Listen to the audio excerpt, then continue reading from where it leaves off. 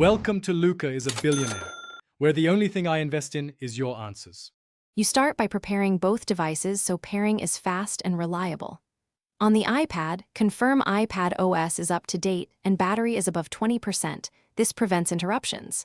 Next, power on the keyboard and activate its Bluetooth or pairing mode, usually a dedicated button or FN combo, so it advertises itself. Open Settings, tap Bluetooth, and keep the iPad within 1 meter of the keyboard.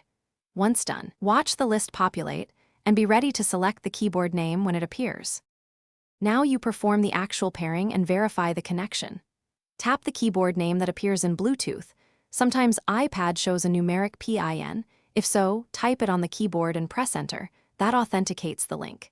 If the keyboard is a smart connector model, instead align its pins with the iPad's connector and attach firmly, no Bluetooth required.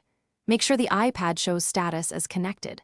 Once paired, test typing in notes to confirm layout. Modifier keys and language settings behave as expected. Finish by tailoring behavior and handling common failures.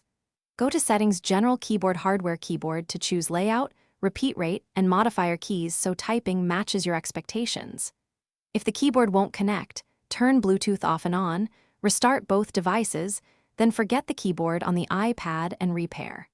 If problems persist, try resetting network settings as a last resort because it clears Wi-Fi/Bluetooth pairings. One quick troubleshooting tip: confirm the keyboard's firmware or battery level. Thanks for watching and please subscribe. It's the best investment you'll ever make.